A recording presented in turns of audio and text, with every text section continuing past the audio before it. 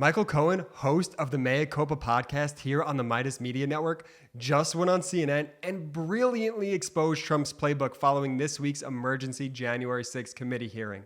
Play the tape. Attorney and fixer for former President Trump. He is now the host of the Mea Culpa podcast. Michael, great to see you. So thanks, same to see you, Allison. Let's start there with what Ryan was just reporting, and that's what we heard this morning from Alyssa Farah-Griffith. She was the communications director in the White House, and she said that Team Trump has been providing and supplying lawyers for the staffers who are testifying in front of the January 6th committee, including Cassidy Hutchinson, before she changed to her own lawyer. As President Trump's former personal attorney, what do you think of that practice? Yeah, so this is part and parcel for the Donald Trump game plan. What you do is you pay for the lawyers. That way, the lawyers really aren't dedicated to the client. They're dedicated to the guy who's paying the bill, which, of course, is Team Trump. The reason that they're doing that is to keep you on message. And the second that you deviate from the message that Donald wants, you get cut off, something that he did to me as well. I'm very proud of her for realizing exactly what was going on here and making the decision to move away from the Trump paid for counsel and move to her own, an attorney that will now have her best interest at hand. Yeah. One of the things that she testified to was the things that she saw and heard, including former President Trump's outbursts. So let me play a portion of that for you. Mr. Trump then used his free hand to lunge towards Bobby Engel. And when Mr. Renato had recounted this story to me, he had motioned towards his clavicles.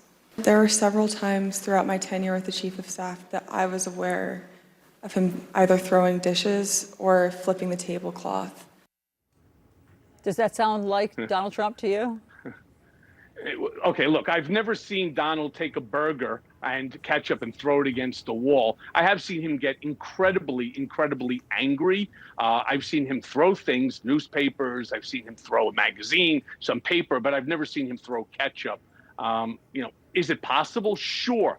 But one of the problems is, look, everybody who saw those January 6th hearings will say the same thing. This was a this was just a great fly on the wall presentation. I mean, it's like going to see Top Gun Maverick. You just walk out and you felt really good that finally something was going to happen. This was now going to be the impetus for Merrick Garland in order to do something via the DOJ. The problem with the testimony is that it's all hearsay as it relates to Donald Trump, not to the other people. Not exactly. One of the things that she was saying. I mean, some of the things she actually heard. She was actually in the room for some of them. Yeah, it's still hearsay. It's out of court statements offered to prove the truth of the matter asserted therein. That's the definition of hearsay. Donald will say, I have no idea what you're talking about. I never told any one of these people to do it. In fact, show me, if you think I did say it, show me one piece of paper that I hand wrote. Show me an email. Show me a text message. Show me a voicemail. Donald Trump learned from the best, and I'm referring to Roy Cohn, which is have no fingerprints on anything. And that's what he did. But all of these acolytes that were around him, each and every one of them now are in serious jeopardy. You know, Michael, about that testimony where she said that one of the Secret Service, basically she heard the story about the Secret Service, about Donald Trump lunging for the wheel of the beast, as they call the presidential limo, and for the clavicles of the Secret Service. Does that sound like, I mean, that's now being disputed, that account by the Secret Service. So does that sound like the Donald Trump you know? Yeah, so look, I've never seen or even heard that Donald Trump has ever actually been in a physical altercation. And I'm not talking about as an adult, even as a kid. So the fact that he went to you could rest assured that while this was going on, if he really wanted to go to the Capitol, he would be this irate. There's no doubt about that. Does that mean that he would lunge at a Secret Service agent? He would go to grab the steering wheel? I'm not sure. But what that is, that's double hearsay. She heard it from somebody else who had heard it.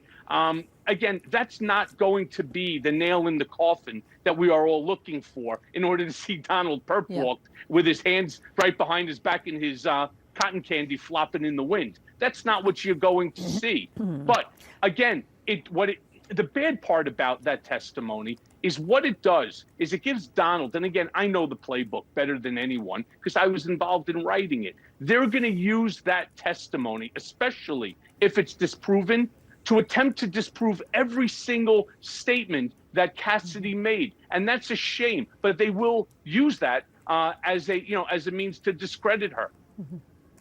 One of the things that we heard during that testimony, during that hearing, I should say, is Congresswoman Liz Cheney talking about the intimidation that some witnesses have been subjected to. She said things that basically they get phone calls that say things like, as long as I continue to be a team player, they know I'm on the right team, I'm doing the right thing, and I would want to stay in the good graces of Trump world. And they were reminded witnesses a couple of times that Trump does read transcripts. I feel like you might know a thing or two about those tactics. Yeah, first and foremost, let me say he does not read the transcripts. He has somebody read it and then give him the bullet points to it. But I received the identical type of communications. Those were by Bob Costello directly after the raid on my home, hotel, law office, and safety deposit box, where they would say, our friend loves you, stay loyal, stay the course, he's got your back, you are absolutely regarded. And these are all plays that he had learned early on in his life from people like Roy Cohn. It is a mob style scenario where you want to make sure that these folks stay in your orbit. And if in fact that you step out of the orbit, understand that there are people there that are going to potentially do some pretty bad things to you. Now, what Donald will say is, I don't know who these people are that they're doing. I didn't tell anybody to do it. And while that may be true, he also didn't individually tell anyone to specifically raid the Capitol. But he said it in a way that people take it as that. And you have a lot of people out there. Look, I received more hate mail, more hate emails, phone calls, and so on than you could possibly imagine. Some of the most vile things that you could say to another human being, from my religion to my children, to my life, to my wife's, to my family. They are just vile things that are said by people who think that they're doing some type of a service to Donald, when in fact, it's her life, it's my life, it's anybody's life who steps forward and talks truth to power. You put yourself into that spot. And a lot of the actions that came at me, I'm sorry to say, I'm sure she's going to experience the same. And he wants it that way. Michael Cohen, great to get your perspective on all of this. Thanks so much for taking the time. Good to see you, Allison. Thank you. Happy 4th. You too. Michael Cohen just tells it how it is. I love it. Hey, please make sure to subscribe now to the MeidasTouch YouTube channel. Our goal is to get 1 million subscribers by the end of this summer, and we need you on our team fighting back against fascism. Subscribe now. Thank you.